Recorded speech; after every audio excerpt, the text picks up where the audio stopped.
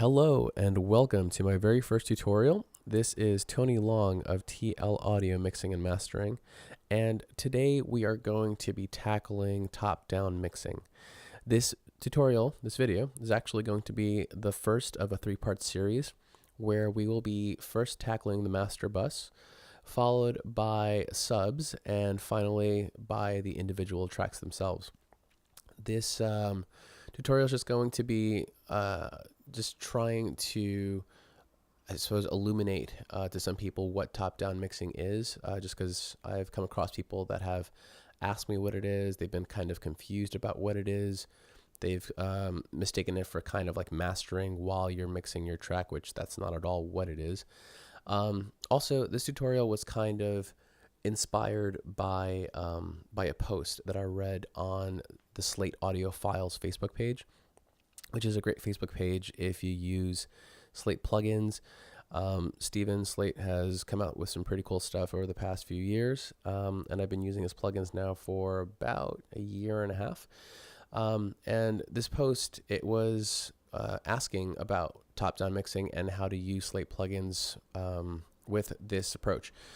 So I decided to use solely Slate plugins for this particular tutorial, which is kind of cool because I kind of found that there were a lot of cool features that each of the plugins had that I never really, not that I never really used, but that I never really tried to expand on. And using only Slate plugins kind of forced me to, think outside the box and use the plugins to, what I thought was the best of their ability. So enough of that. Let's talk about top-down mixing. So what is it? Top-down mixing is, at least the way I like to think of it, kind of more like trickle-down mixing. So it's almost like you're starting the mix from the very, very top and kind of like trickling down to the individual tracks. So your mix is starting really on the master bus, followed by your submixes, and then finally by your individual tracks. Now, when you are trying to mix a song in this manner, like when you're trying to do top down, it's important to know that you're not trying to get a final mix out of that master bus. You're almost just trying to like massage the mix into what it's eventually going to be. A good way to look at it is kind of like sculpting, right? So like if you're sculpting something, initially you're obviously not going to create your figurine or whatever it is that you're making out of like your clay. You're going to just kind of get just, a raw kind of shape first. And then eventually you're going to start, kind of like chiseling the detail in. And then eventually you'll have whatever it is that you're trying to sculpt. So on the master bus, when you're first starting out, really what you're doing is just kind of creating a shape for the song. And then eventually you'll start to add the details and add the, little minutia that will make the song whatever it is that you want it to be. So for me, that's what top-down mixing is. I use it pretty much all the time now. I used to start on individual tracks, and I still do.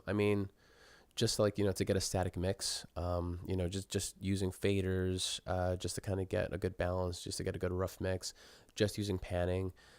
So like for this particular track, I've already done all that. I've already just, set all my faders. I've set all my pan knobs. Everything is where it needs to be. Once I did that, and once I got the song to where I kind of, thought it was going to go, then that's when I started to mess around with the master bus. So I'm going to play you some of this song. It's by a band called Stone Insomniac. They're from Wall, New Jersey. And it's my buddy Chris J. Smith's band. Chris is pretty cool. He's also got his own record label. It's called Audio Underground. He's got a SoundCloud. He's producing some pretty cool stuff, just like fun music. And I'm actually currently mastering his one of his records right now, which should be coming out soon. So let me play you some of this track. It's pretty cool. It's kind of like a funk pop track. I'll play you from the beginning, maybe like the first 30 seconds to maybe a minute. So here we go.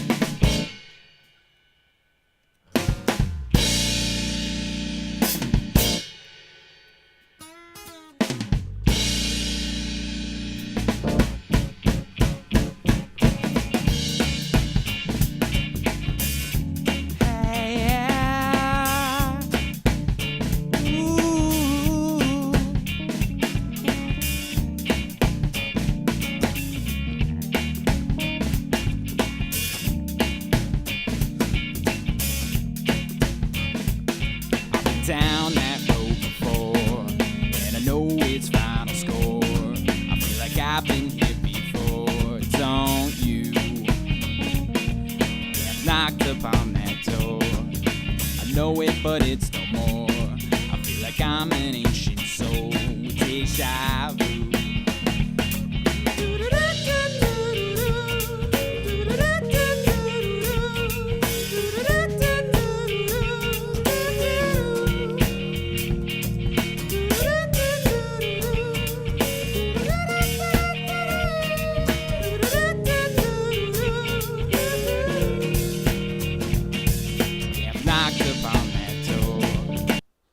So yeah, just like a really fun track. It's just got like a lot of cool things going on. It's well recorded, by the way, which I think Chris recorded this himself. He's actually a very talented recording engineer. So yeah, like everything just sounds really live. You know, it's a very like live sounding track. And so with that in mind, when I first started thinking about where I wanted to take it, I didn't want to overcompress it. I didn't want to, you know, squash the mix or anything like that. I wanted to kind of give it some vibe, which is one of the things that I really like about Slate plugins is that there's a lot of vibe to them. So let me show you what I did. So I've got everything inactive over here on all the tracks. So like what you're going to be listening to is just what's on the master bus. So the first thing I started with the virtual mix rack. The virtual mix rack, it's basically, you know, it's got like a bunch of really cool plugins all included, which is, I think, so cool for like $14.99 a month. I think that's great. But what I used here was the virtual mix bus. So the VCC, it's really cool just because, I mean, it's basically just emulating different consoles. So I decided to go with the USA, which I believe is emulating an API console. So it's going to have like kind of like a tight mid-range, and I wanted to tighten up that mid-range. I wanted to just kind of like glue it together a little bit. So let me just play just this with the virtual mix bus. It's super subtle. But you might hear what I'm hearing right now.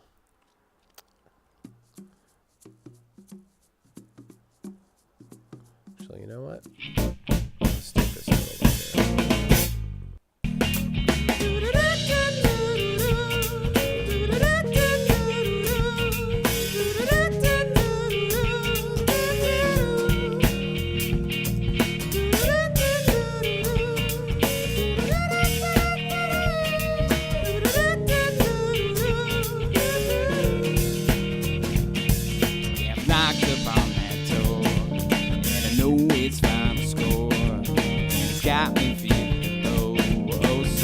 So basically what it's doing is it's kind of adding a little bit of depth to the sound, you know. Also, it's kind of making it the tiniest bit like distorted. Like it's super, super subtle. The thing that you got to remember, or that we should all remember, is that, and this, like, you know, for anyone who's ever worked with a console before, then they'll know what I'm talking about. But when your signal is going through the console, right, it's going through resistors and, you know, capacitors and all types of like crazy little things within the console. So your signal, you know, as it's flowing through the console is kind of picking up a little bit of noise, just like the tiniest bit of dirt, you know, if that makes sense. So with this particular plugin, that's really all it's doing. That's all I'm thinking of when I'm putting it on the master bus. I just want it to sound like it's getting a little bit of that analog dirt on the track. Otherwise, it sounds a little too clean. And so yeah, so like that's kind of why I popped it on. And then I put some EQ on after that. Now, I use the custom series equalizer, and I tend to use this one for the most part whenever I'm working with the master bus, just because it's very smooth. It's just like a very smooth sounding EQ. It doesn't add a whole lot of coloration. In fact, it adds minimal coloration. And what I did was, let's see, I think I put a high pass, at 30 hertz just to kind of get rid of any low rumble. I boosted 60 hertz just by 1, you know, suppose it's like 1 dB. I took away 400 just because That's just kind of like, like the kind of room tone that pretty much everything tends to have. It usually opens up drums a bit, just because whenever you take away 400, like you're basically using subtractive EQ to kind of put a little dip between the kick and the toms, right? Which are living like, somewhere like around like from 60 hertz to like 200, let's just say. And then also like where the snare lives, which is just above 400. So you're kind of like taking that away, and by doing that, you're essentially kind of boosting both ends on either side of that dip, if that makes sense.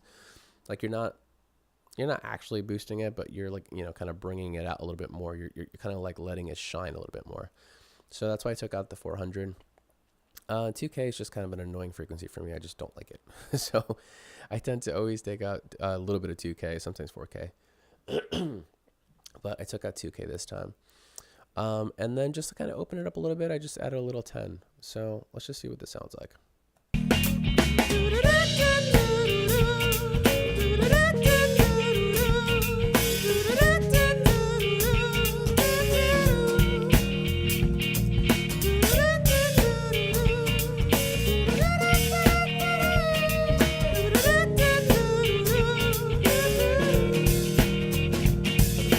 Knocked upon that door, and I know it's final score. And it's got me feeling low, oh so low. So watch, like listen to the kick, listen to what happens to the kick drum, listen to what happens to the snare, the vocal as well, and just in general, there's like a little bit more air. Again, super subtle. Like I'm not trying to mangle the mix or anything like that. I'm literally just trying to kind of help the mix a little bit, just kind of push it in the direction that I want to go in.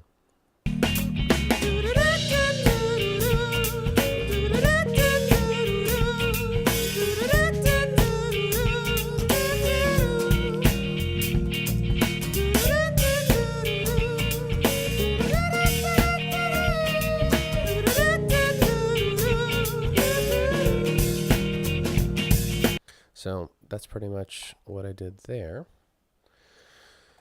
And then I went to the FG Gray. So the FG Gray is, it's emulating the SSL compressor.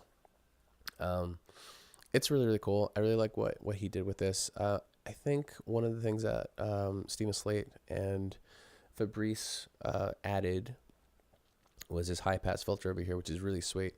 So what I essentially did, let's see, did an attack of 10, which is pretty standard for the most part, the release, just the fastest possible release, and threshold, just brought down threshold. I found a good threshold where basically all I'm trying to do is just get like about a 1 dB of gain reduction. That's it. That's all I want. And I used a 4-to-1 ratio. I usually use a 2-to-1 ratio just because I don't want like heavy compression, but because this kind of like just sounded a little bit live and, it's kind of poppy, I decided to go with the 4-to-1.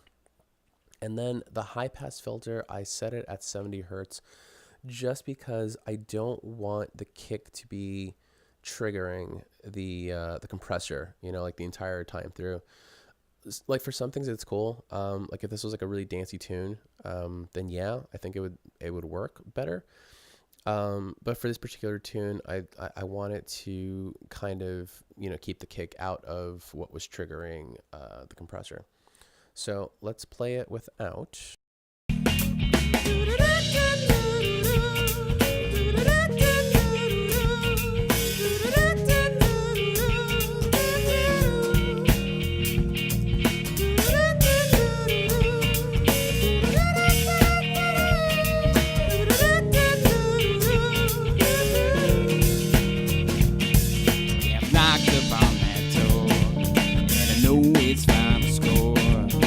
Got me feeling low, oh so low.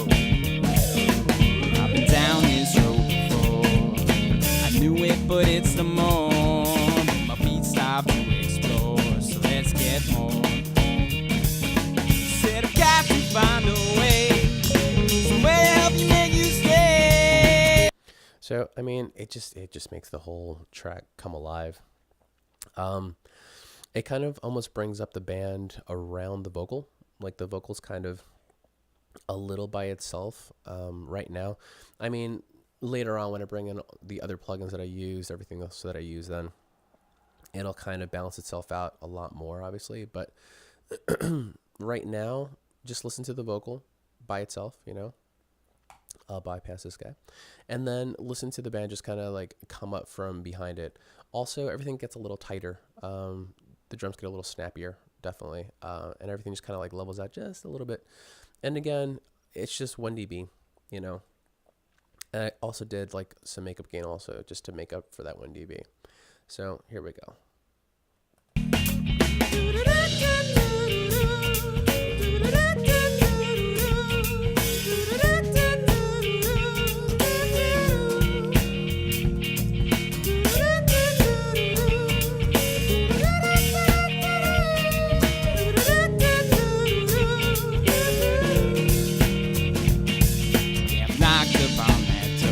So yeah, I mean, just it's a world of difference, especially, you know, I mean, to me, like I'm just hearing like a huge difference between the bypassed version and the engaged. So there you go.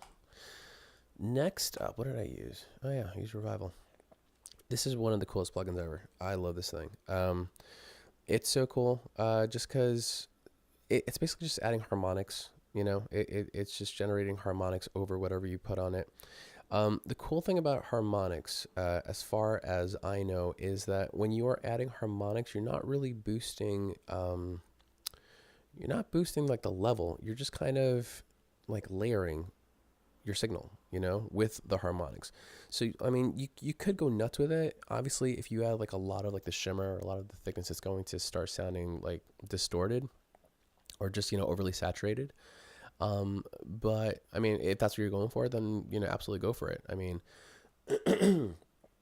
just because something is overly saturated or whatever, it doesn't mean that it's bad. It's just, you know, it depends on what you're going for. If that's the sound you're going for, then go for it. For this particular song, it didn't need that much saturation.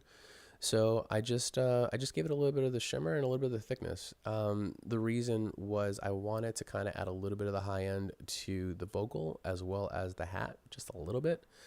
And then as far as the thickness, just to kind of thicken up the low end. I just wanted to make the bass and the kick a little bit fatter sounding. So let's check it out.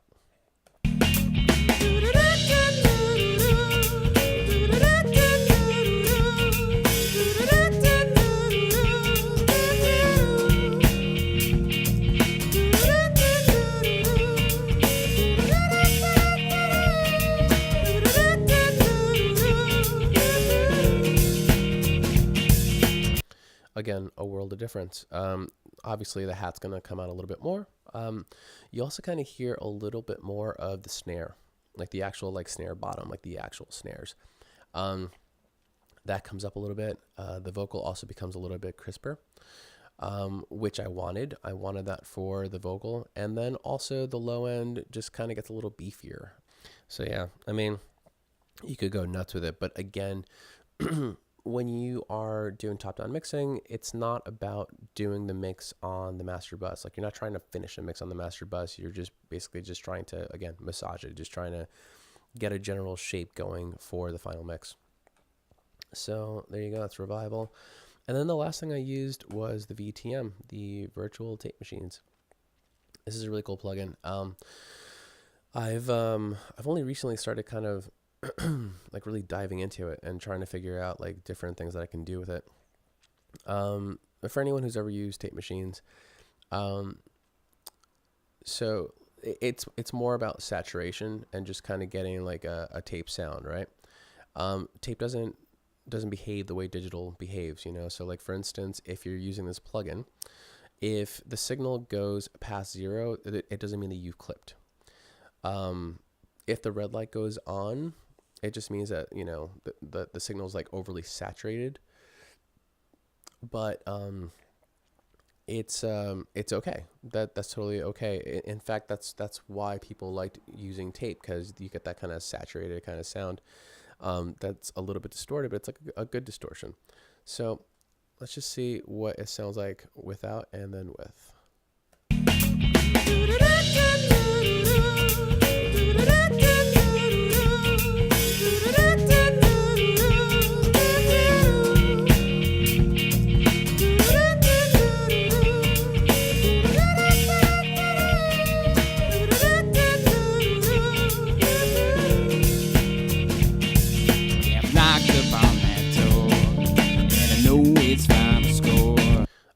it just instantly comes to life again. So cool. So the input and the output, they're linked, right? This little guy over here is like, letting me know that as I raise this, then the output's going to go down. And I'm driving it, not really, I mean, it's not high, like it's not all the way up, but I'm definitely kind of driving the input in, because essentially when the signal goes into this red area over here, that's where you're getting saturation. If the needle's popping and just moving around over here, you're not really getting anything. Nothing's happening. But as soon as it starts to go over here, then you start to get that saturation, that little bit of like grit, which is, again, what this plugin is great for. It's just, for like adding some of that vibe. Also, I've got it on the 2-inch 16 track machine type, which I think produces like a bit of a punchier sound, if I'm not mistaken, as opposed to like the half-inch 2-track, which is like more for like mastering. I tend to use the half-inch 2-track for mastering, whenever I'm mastering tracks. But if I'm mixing, then I go with the 16 track. Sometimes I do it the other way around, but most of the time I use the 16 track whenever I'm working on a mix. And then what else? I use the FG456.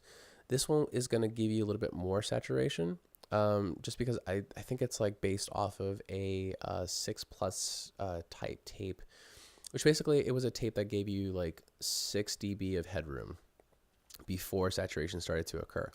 The FG9 gives you 9 dBs of headroom before saturation begins. So I want a saturation to start sooner, so I use the 456 as opposed to the FG9.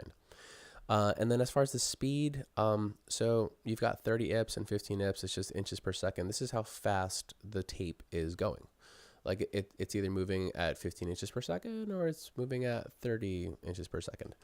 The 30 inches per second is going to sound a little bit more modern, with a little bit more of a detailed high end, whereas the 15 inch per second, the 15 IPS, it's going to have a little bit more of a bottom end. So this particular track, it, like, as far as the drums are concerned, let me see, like there was like just the one kick, I believe. Yeah, there was one kick track, a mono overhead tom, shaker, bongo. Yeah, so usually I'm used to getting like, maybe like 2 kicks. I'll get like a mic on the inside of the kick and then one on the outside. But this track didn't have that. It just had the one kick. So because of that, I wanted something that was going to kind of give it more oomph, kind of give it a little bit more bottom end.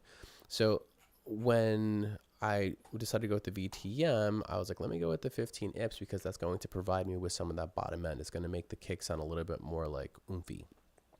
That's not a real word. It should be a real word. It's definitely an audio word, though. I've heard audio people say that. They say oomphy. So it's it's a little bit oomphy. So check this out. Listen to the kick, listen to the bottom end, and you'll hear what I'm talking about.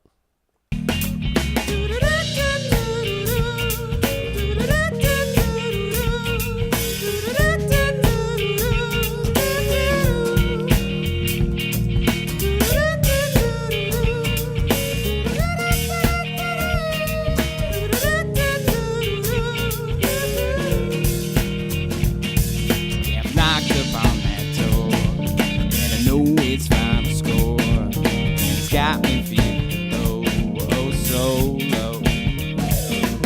I've been down this road before. I knew it, but it's the morn. My feet stop to explore, so let's get more. And there you go. That is the chain that I used on the master bus. So there was just one more thing that I wanted to just point out, as far as this session. This master track over here, it's actually an aux track. It's not a master track. I have a master track over here, but I've got an auxiliary track that I'm using as a master track. The reason for that is in Pro Tools, master tracks are actually pre-fader. What that basically means is just that if I decided to do like a fade out or something like that, at the end of the song, if I bring down this fader, it's actually like bringing down the level going into whatever plugins would be over here. Like let's say I had all these plugins over here, then it would be reducing the amount of level going into these plugins, henceforth pre-fader. And then that would basically affect the signal going into my compressor and going into just, all the plugins over here. It would change my mix. But if I have everything routed into this auxiliary track, it's going to be post fader. So if I wanted to bring the volume down on the track, if I wanted to bring the fader down, then this isn't getting affected, all right, because the plugins are affecting the audio. This is post fader. So just bringing it down would essentially not change anything over here. So just kind of wanted to point that out real quick. So yeah, it's something I actually picked up from Graham Cochran of the Recording Revolution. Check him out. He's really cool. He's a cool dude. Also, I'm going to bypass all these just so you can kind of hear a difference between, what I did and where the mix was. So let's just get rid of all these guys and then we'll bring them back in.